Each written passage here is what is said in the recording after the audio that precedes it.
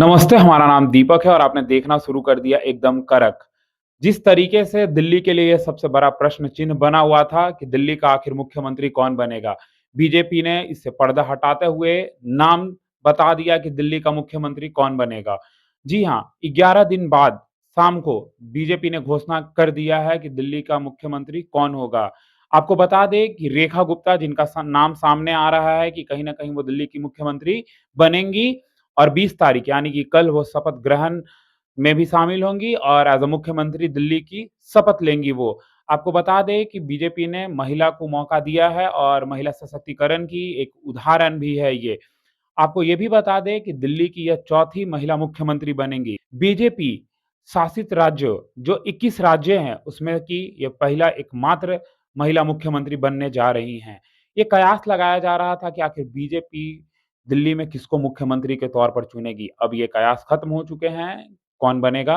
रेखा गुप्ता का नाम सामने आ रहा है और रेखा गुप्ता होंगी दिल्ली की नई सीएम।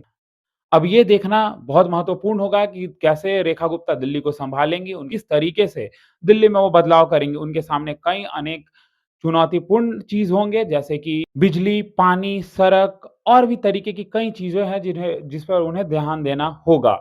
अरविंद केजरीवाल 12 साल से दिल्ली में राज कर रहे थे, दिल्ली के मुख्यमंत्री रहे हैं। लेकिन अब जिस तरीके से महिला को मौका दिया गया है, कहीं न कहीं बीजेपी ने ये साफ कर दिया महिला सशक्तिकरण को सपोर्ट करती है और महिलाओं को आगे बढ़ाना चाहती है। तो जिस तरीके से अब कल वो शपथ ग्रहण करेंगी, तो इस पे नज़रें टिके होंगे लोगों के। आइए इनके बारे में हम आपको बताते हैं कि आखिर ये कौन है और कहाँ की रहने वाली हैं रेखा गुप्ता। जी हाँ, आपको बता दें, रेखा गुप्ता ने दिल्ली विश्वविद्यालय से पढ़ाई की है और कॉलेज टाइम से ही वह अखिल भारतीय विद्यार्थी परिषद एबीवीपी से जुड़ी रहीं। उन्होंने दिल्ली यूनिवर्सिटी छात्र संघ में अध्यक्ष और महासचिव पद का चुनाव भी जीता था।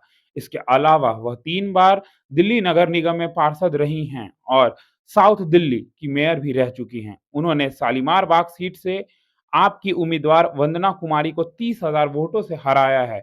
उन्होंने पहली बार साल 2013 में शालीमार बाग से विधानसभा चुनाव लड़ा था। हालांकि तब आपकी वंदना कुमारी ने करीब 11,000 वोटों से उन्हें शिकस्त दी थी। वे हार के बाद भी हौसला नहीं हारी और फिर बीजेपी ने उन्हें शालीमार बाग से पार्षद का टिकट दिया और वह जीत दर्ज कर एमसीडी पहुंची।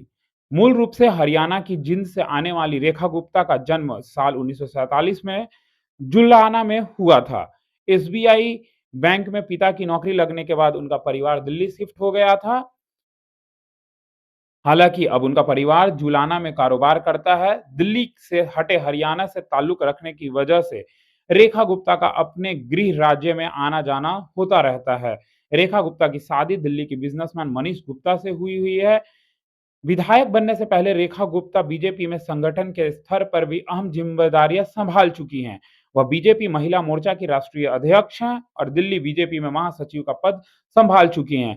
डीयू के दौलत राम कॉलेज से पढ़ाई करने वाली रेखा गुप्ता के पास एमए और एमबीए और एलएलबी की डिग्री है। खास बात यह है कि वह लंबे वक्त से आरएसएस की सक्रिय सदस्य हैं और संघ के कार्यक्रमों में बढ़ चढ़कर हिस्सा लेती आई हैं।